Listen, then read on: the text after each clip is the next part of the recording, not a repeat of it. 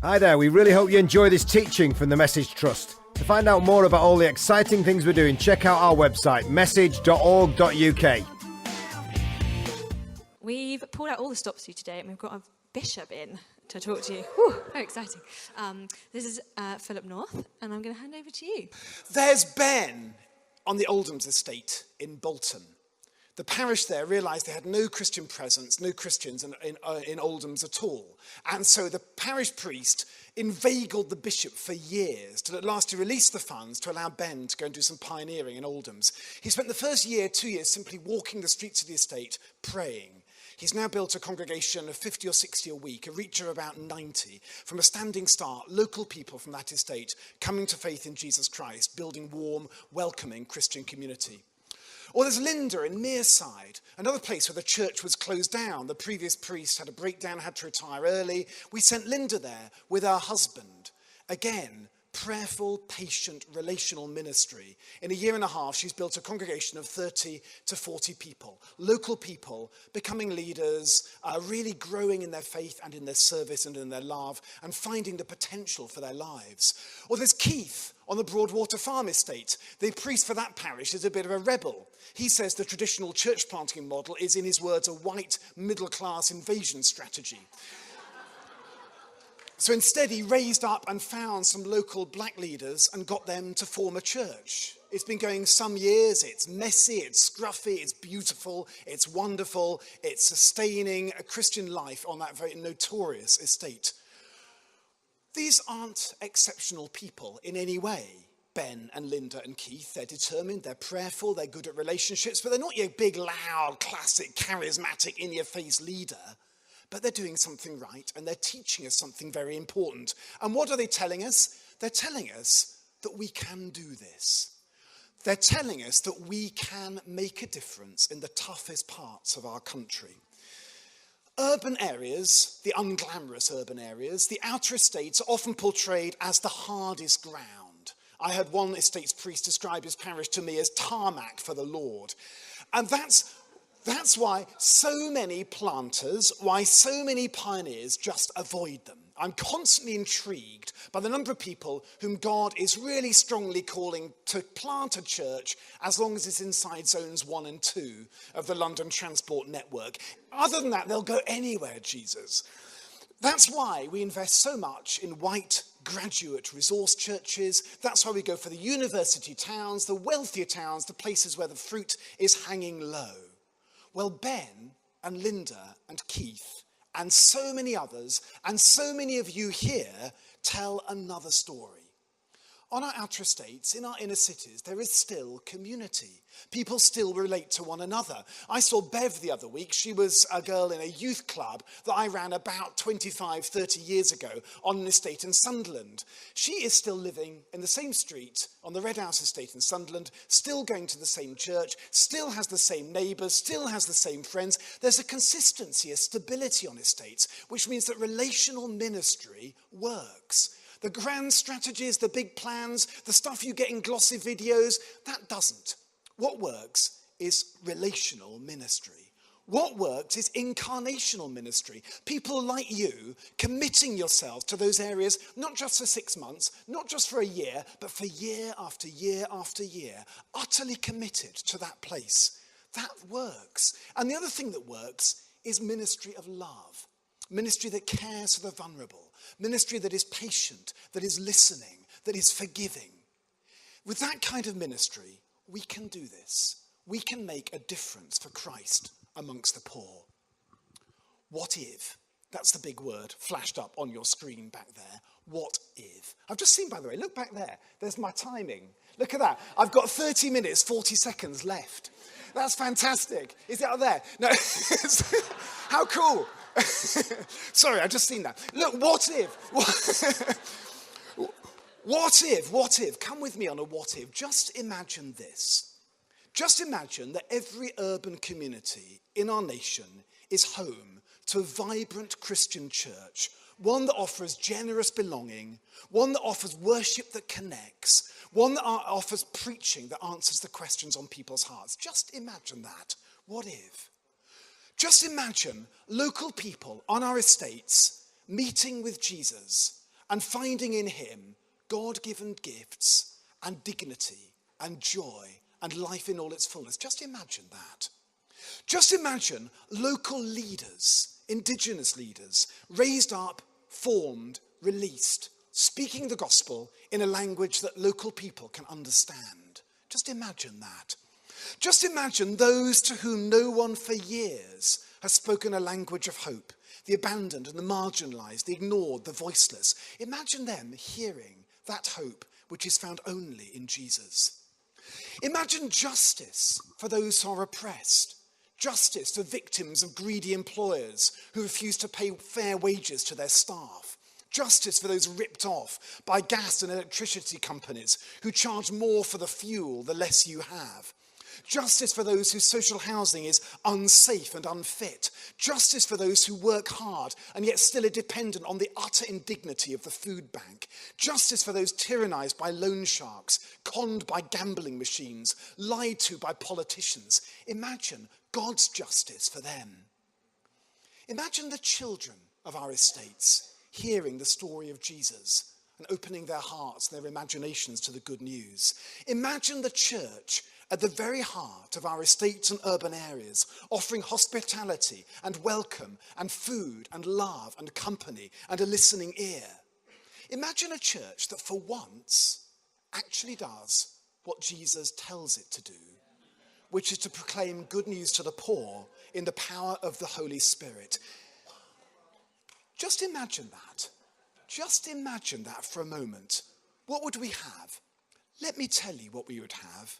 We would have a national renewal movement that could not be stopped. We would have a global renewal movement that could not be stopped. We would have a nation bending the knee at the name of Jesus. That's what we'd have. When Jesus stands up in the synagogue in Nazareth and says that, I come to proclaim good news to the poor, you all know perfectly well he's quoting Isaiah 61, isn't he? Well, read on in Isaiah 61, and what do we read? They will rebuild the ruined walls. They will restore the shattered cities. Who's he talking about? The same poor that Jesus is talking about in the synagogue in Nazareth. Renewal will come from where you are. Renewal will come from the margins and from the edges and from the broken, forgotten, abandoned places that people want to forget. That's where it will happen. Do you know, as I scour through the pages of church history, I cannot find a single renewal movement that has not begun amongst the poor. There isn't one. There isn't one. I'm sure there isn't one. If someone can tell me one, I'd be astonished, because there isn't one. Look at what Francis did in the 11th century. Where did he begin? Look at the Acts of the Apostles. Where did they begin? Look at Wesley. Look at Newman. Where have these places gone? They've gone to the forgotten, marginalised areas. Okay, our white resource churches in our university towns are great. And I know that many of you have been formed and challenged by them. But don't look there for renewal. Look to the edges. Look to the margins. Look to the forgotten places. It is they who will rebuild the shattered walls. They who will rebuild the ruined cities. And that means you matter. Renewal will come from where you are. Is that something you can imagine? Is that something you're up for? So how do we achieve it? I think we need 4 things. And these things don't come in chronological order. I'm always being told off in my job by strategy people. The Church of England now is filled with strategists and management gurus, and they want to have strategies. And they always tell me off, and they say, Philip, you can't do everything at once. You need to choose 1 or 2 things and prioritize and be organized and have timelines and plans and goals, etc. Well, I say, go hang, strategy people. I want it all at once. And I don't remember Jesus doing anything other. Where was the strategy at the wedding at Cana? There wasn't any. There was just an awful lot of wine. Where was the strategy on the hillside by the Sea of Galilee? There wasn't. There was just so much bread, so much fish from one boy's little packed lunch. There were 12 basketfuls left over. So we want it all at once. Well, the things we need are, first we need a revolution. Good news to the poor, Jesus said, and he lived that as he spent his life with marginalised women, with voiceless children. as he spent his life with publicans and tax collectors, with the blind, the crippled, the lame, with the poor, forgotten, oppressed people. And from that basis, he started a movement which utterly transformed what it means to be human. Good news to the poor. Do not spiritualize that word. The poor means the poor. And Jesus wants us to do the same. So how are the mainstream churches doing? Let's look at the local church. Yep, I told you about Ben, and I told you about Keith, and I told you about Linda, and I can tell other lovely stories. But the sad truth is, those are the exception, not the rule. All too often, when you look to our outer estates, the church is either incredibly weak or isn't there at all. I could reel off a list of names of estates now where there's virtually no Christian presence, where, or if there is any Christian presence, it's often people driving on from miles away onto that estate. The truth on most of our urban areas and outer estates is closed churches, semi-derelict buildings, clergy being withdrawn. We've got a marvellous expression in the Church of England called pastoral reorganisation. Anyone heard of that? There's another name for that. It's called abandoning the poor. Because that's what it usually comes down to. We merge, we close. Strangely enough, we've left behind the estate. The harvest is ripe in our city areas. Those stories tell us, but the labourers have been deployed to the suburbs. That's the sad truth. What about our financial structures? I've been looking at the figures that the Church of England spends on ministry nationally. Per head of population in the Church of England, we spend £8 per person on ministry. That's mostly on clergy costs per head. In the rural areas, that goes up to about £24. On the outer estates, it's £5. The poorer you are, the less the church invests in you. I'd love to see other data like that for other denominations, because I'd be very surprised if it weren't even worse than that. If you look at, again, I've been looking at asset bases held by different dioceses. Basically, the rural southern dioceses are sitting on the cash, and so have the people. In the Church of England, we deploy clergy not according to missional need, but according to historic asset. The richer you are, the better resourced your church. Good news to the poor? Judge yourself. Look at the way we call our leaders. If you want to have an acknowledged licensed ministry in the Church of England, and it's true in other churches as well, you need to go through a sausage machine ordination selection process or reader selection process, which systematically rewards those with professional backgrounds, those who are graduates. It rewards those who are articulate and eloquent and educated over evangelistic effectiveness and authentic call. I'm afraid that is the simple truth. That is the simple truth. So we are cutting off our urban leaders. And you know, I'm absolutely in awe of anybody who offers himself a full-time Christian ministry, no matter where it is. It's hard wherever you go. But actually, if we want to be a national church, we need a national leadership. If we want to be present in urban areas, we need leaders from urban areas. And at the moment, we have basically got a white executive class leadership in a church that seeks to be national. And that is not going to be effective. We need a revolution. We need a church literally turned upside down that actually lives out to the bias, to the poor. Because if we don't act now, within a generation, there'll be no urban church left outside of London. That's the truth. We need a revolution. Why? Because when we start with the poor, the rich will catch on. It works that way round, regardless of what the word tells you. Look at the music people listen to. Look at the clothes they wear. Look at our architecture. Look at sport. Look at political ideas. They all emerge from poorer communities. And then the rich catch on. And what's true of our cultural life is true also of our faith. We don't need a strong urban church just to have a strong urban church. We need a strong urban church in order to renew the whole church, in order to renew a nation. Leaders formed in the urban church can lead a church anywhere. People who can grow an urban church can grow a church anywhere. Resources that work in the urban church will work anywhere. Don't think that your ministry is somehow discreet or pocketed or sidelined. And for heaven's sake, don't let anyone tell you that you're being subsidized by a rich church elsewhere. Your ministry subsidizes the wider church, because without people like you, we have no right to call ourselves the Church of God. What would a church be like that left the poor behind? It would be financially viable, but it would not be the Church of Jesus Christ. It would be a smug Christian support group. So the revolution is not just about the urban church, it's about the whole church. Okay, so we need a revolution. But for a revolution, we need revolutionaries. And that's you. You are the front line. Some people say that only those from urban areas should work in urban areas. I say that's tosh. We need the mix, don't we? We must not separate our urban areas. That's the whole point. That's the problem with the estate.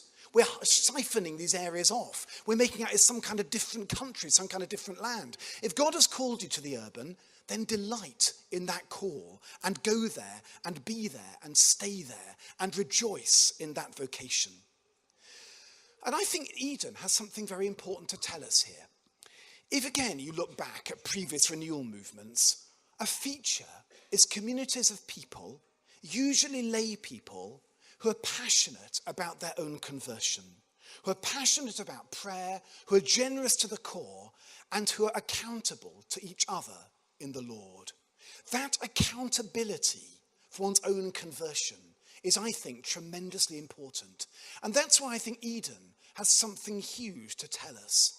When I see effective renewal, I see something like Eden. Not called that, obviously, but something like that. Groups of Christians passionate about their own conversion, accountable to each other for that. There's something tremendously important that you're telling us. And one thing about revolutionaries, that they long with all their heart to make new revolutionaries. If you're a leader in the urban church, your prime responsibility is to make new leaders. We've got a very extraordinary woman called Jill Duff coming to be a bishop in my diocese in Blackburn. She's going to be the Bishop of Lancaster. She runs the College of St. Mellitus. And she talks about Hilda and Caedmon. Hilda was this highly educated, sophisticated, Latin-speaking nun of royal blood, extremely intelligent, able woman. But Hilda found Caedmon. Caedmon was keeping the cattle. He was an Anglo-Saxon-speaking, ordinary, uneducated lad. But she realized he had a gift for singing. So she taught him how to sing the good news of the gospel. And she set him free to sing the gospel in a language that local people could understand. We're called to be perhaps the Hildas, those who identify, call, send the Caedmons, those who support, build up and send, those who can proclaim the gospel in a language that people can understand. So just imagine that. Imagine an army of Caedmons. That's when the revolution will get going. So we need a revolution. That requires revolutionaries. Before revolution, we need a plan. Emotion is not enough. What is it that makes urban churches work? We need to be asking that kind of question. What kind of church do we need to be making new disciples in those forgotten areas? I want to tell you 4 things that I've seen recently that for me seem to tell us something about what's working in the urban church. And I want to do that to start a conversation amongst you about what you've seen works in the urban church. The first thing I've seen working recently is a massive emphasis on community and hospitality and food. I think a kind of post-Enlightenment, post-Reformation church in some ways gets faith wrong. We tend to emphasize cerebral, personal belief, as if becoming a Christian is simply about an individual making an individual to accept a plan of salvation. It seems to me that there's an awful lot more to the gospel than that, and perhaps our estates are showing us how. To make an estate and an urban church work, what you need to start with is not belief, but belonging. Where you need to start is by creating really warm communities of belonging. Communities which are strongly invitational, strongly relational, and a real capacity to listen. We worry about the faith later. Start with the belonging. The belief will come. priest I know in Blackburn called Tim Horrobin. He was sent to a failing, struggling church on the edge of Blackburn, building in a terrible state. He's a plumber. So the first thing he did was he rebuilt the kitchen. He put in himself a fantastic catering kitchen, started creating food. That church is growing and growing and growing. There's a priest I know called Paschal, ex-monk. He's a very, very rather quiet, introverted person, working on a tough estate, Somers Town near Euston. He's grown that church from about 20 to well over 100, simply by listening to people. He's got all the time in the world to listen to the broken and the forgotten and to pray with them. Both of those leaders are in different ways focusing on community, creating units of belonging, and then the faith comes later. Now, what does Jesus come to redeem? In the end, when I look at the gospel, what he's redeeming is not so much individuals as relationships. He's mending our relationship with the Father. He's mending, therefore, our relationships with one another. What do we see in John chapter 21? Jesus restoring the community broken on the night before the cross. He calls people to belong to each other. And it's the community that holds the faith. So we focus on community, on belonging, on relationship. And the faith comes along later. Belonging. That's the first thing I've seen working massively recently. The second thing I've seen working massively is, I've touched on this already, leaders who raise up local leaders. And I've touched the Cademans. If you get together a group of urban leaders, urban clergy, you can, before long, they'll start complaining about a lack of leaders. If only we had 3 or 4 young families. If only we had a new treasurer. If only we had someone who could do some youth ministry. If only, if only, if only. They're focusing all the time on what they think God hasn't given them. Well, again, when I read the scriptures, it seems to me God always gives what we need. You know, when that little boy turned up in John chapter 6 with his packed dinner and said, here, feed a crowd of 5,000, it would have been easy to laugh. Pathetic little lunch, 5,000 people, that's not enough. That's scarcity. Actually, God had given enough there to feed the crowd. And it may seem hard with some small, weak churches, but God has given enough even there. We've got to open our hearts to see what he's given us and see how he wants us to use it. We're just launching a project in the Blackburn Diocese all about raising up the Cademans, identifying those unnoticed leaders. So I sat down all our urban clergy and I got them to think, who has God given you? You've got your functional leaders, you've got your influencing leaders. Who are those potential leaders? You know, Luke 5, where Jesus calls not the crowd of groupies in front, he calls the guys sitting in the boat who happen to be mending their nets. Who are those Peters, those unlikely leaders? And we came up with a list of about 25 or 30 names. Yesterday, I had the first meeting with about 12 of those people. Goodness me, are those revolutionaries? The passion in that room, the sense of being held back by a middle-class institutional church, the passion to share the good news. These Anglicans of all traditions, evangelicals, Catholics, they are just desperate to be unleashed. Crikey, what a movement that will be. Those people are out there. And they're out there in huge numbers. So go back, look for your Cademans, look for your Peters, look for those unlikely leaders, form them, build them as disciples, and set them free. And then watch what God will do with that. So that's a second emphasis that I'm seeing working a lot in the urban church recently. The third thing really has to do with the content of our proclamation, a gospel that connects with people's lives. How are we teaching? How are we preaching? How are we leading worship? What is the good news on the estate? It's a much more interesting question than often we think. We tend to think of the gospel as a message, a kind of pre-formed set of words. Jesus died for your sins, and you kind of import it and just kind of drop it here into a nice market town, and you drop it here into an urban estate, and people say, wow, Jesus died for my sins, I'm giving my life to him. Well, actually, you know, when I look at the Gospels, I don't see Jesus doing that very much. I see him locating himself amongst people. Because what is the gospel? It's not a message, it's a person. The gospel is Jesus Christ and relationship with him.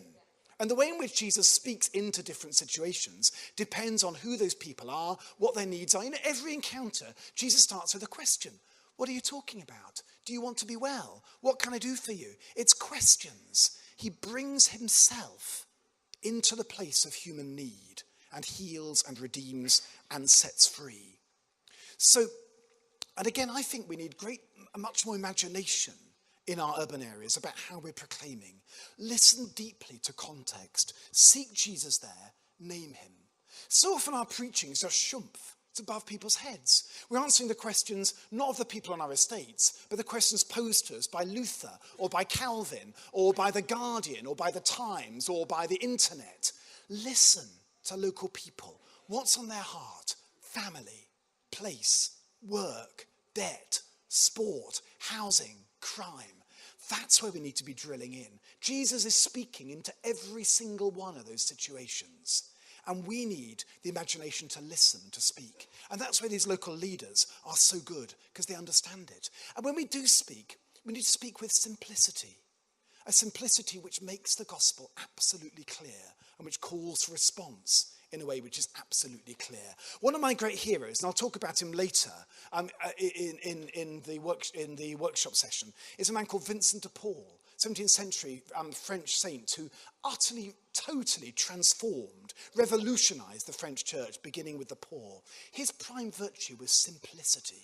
Simplicity of life, simplicity of speech, simplicity in terms of gospel authenticity. That simplicity which lies at the very heart of our proclamation. So gospel that connects with people's lives. When people are getting their proclamation right, then I'm seeing people responding. And the fourth thing I've seen is about the marriage of service and proclamation and holding those two together. You find some churches are really big on proclamation. They go out there, they, bigging it up with evangelism, really sharp messages and, really calling for response. But they're not quite listening to what's on people's hearts and minds, or what the issues are that are impacting on their lives. What are the issues that are stopping them from hearing the good news? If you're dependent on the terrible thing which is food banking, if your children are in trouble at school, if you're tormented by loan sharks, you're just not in the place to hear the good news of Jesus Christ. That hope is not going to make sense to you yet. Then you get other churches who, emphasize the kingdom. We've got a kingdom ministry. It's not about bums on pews, Philip. It's all about building the kingdom. And they're often doing great social work. They're doing great projects, building relationships, using their halls to do stuff and feeding the hungry and running the food banks and so on. But they're not telling anybody why. They've lost the nerve to say, we're doing this for Jesus Christ. Neither will do. Both of those models will not do. To proclaim without serving is empty hypocrisy. To serve without proclaiming means that we're subjecting people to the greatest deprivation of all, which is to be deprived of ever hearing the saving news of God in Jesus Christ. There are great examples of people doing both. We're sitting in one. What is this place? I've felt, ever since I walked into this building an hour ago, I felt a constant tingle in my spine. Because here I'm seeing service and proclamation brought together. I'm seeing broken lives put together in Jesus Christ. That is what we need everywhere. Service and proclamation held together. Yes, we must serve generously and lovingly. That is in itself an end. That is in itself justified. But at the same time, we must tell people why and invite them into deeper relationship with the Lord Jesus. Hold those two things together and we really start to get somewhere. So, we need a revolution. We need revolutionaries. We need a plan. But above all, to feed the revolution, we need prayer. Without prayer, it's a total waste of time. Without prayer, we're as much use to God as an ashtray on a motorbike. The communities you form must be rooted in prayer. Really, really rooted in prayer. Not just spontaneous prayer when it feels good. I'm getting a bit bored of people coming and saying to me, oh, Bishop, my life is prayer. I float through the earth praying. I see a lovely tree and I pray. I pray when I'm driving. How can you pray when you're driving? I once tried to pray when I'm driving. I nearly crashed a minibus and nearly killed 8 people. It's no good. This is not prayer. Prayer, there has to be a discipline to our prayer. Time set aside for it. routines that are established and that we're accountable for. You know, if you're engaged in urban ministry, there will be times when it's incredibly tough. There'll be times when you try a plan and it falls flat. There'll be times when you invest hugely in a person. They seem to be giving their lives to Jesus Christ and then they just disappear. It will go wrong. It's hard. It's really hard at times. There'll be times when you feel as crushed as Paul did in some of his missionary journeys, where you think this is a disaster, it's all going wrong. How are you going to get through those times? Support a fellow Christian's prayer. The community, the prayer. Because then you can shake yourself down and try the next thing and keep trying and keep trying and keep trying. Only prayer can give you that courage and determination to keep going. So if you're living in community, make sure that community is lived to a rule rooted in prayer. Now, the ancient traditions, the monastic life, has a huge amount to tell us here. How did those people sustain 60, 70 years of community life? By praying together. If you're not praying together, the relationships, I promise you, will go wrong. And that needs time. Time carved out in the diary, which is the first thing in your day. Prayer is essential. And think about Ben. You know, what did he do for the first year? He simply walked the streets and prayed them. Walk the streets, pray the streets. Be seen up and down, praying your communities. Without the prayer, without that fuel of prayer, it'll come to nothing. I've got 3 minutes, 43 seconds left. I might be going to end a minute early here. When I was at theological college, which I hated every second of, when I was I still wake up sometimes in the morning. I left 25 years ago. Sometimes I wake up in the morning, I think, I'm not at theological college. It's fantastic. But when I was there, I learnt a lot about heresy. I learnt about lots of heresies so I could know where I'm going wrong in my sermons.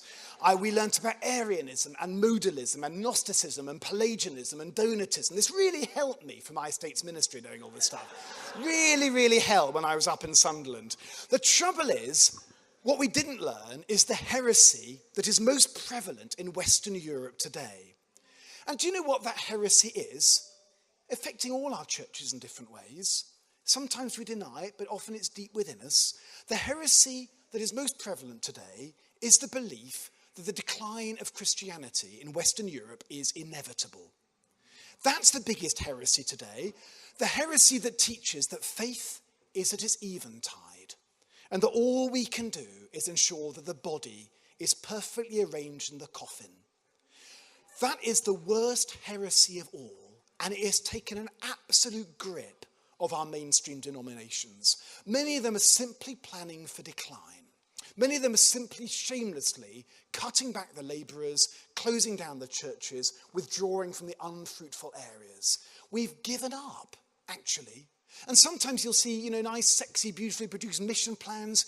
Read the detail. It's not a mission plan at all. It's a decline plan. They've bought into the Western European lie that decline is inevitable. And that is so Western-centric. It's unbelievable. Look around the world. It's an age of faith. 200 million Christians in China, they reckon. People, giving their lives to Jesus in unprecedented numbers. The church growing faster than ever. Yet here in Western Europe, this little strange cultural bubble, but for some reason we think is normative, we've bought into the lie that decline is inevitable. That is a heresy. Do you know something? The renewal of the church in our land is not just possible, it is inevitable. And do you know why it's inevitable? Because Jesus is Lord.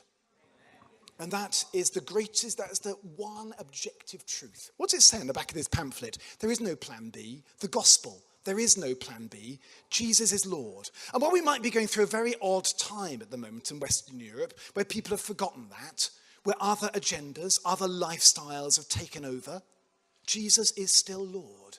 And the day will come when people will discover that afresh and will bend the knee to him afresh.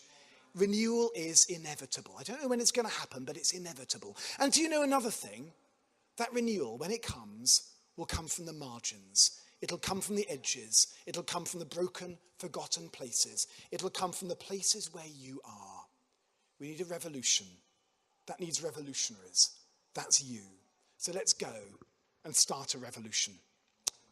I'm going to spend my last 18 seconds praying. Father, we thank you for this wonderful group of people. We thank you for their passion, for their energy, for their love. We thank you that you've called them to serve you in the margins, on the edges, in our inner cities and our outer estates. Lord, fire them with revolutionary fervour.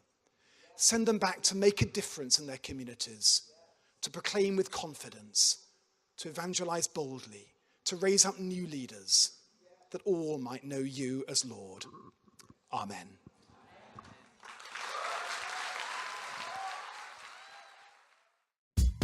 Thanks for listening.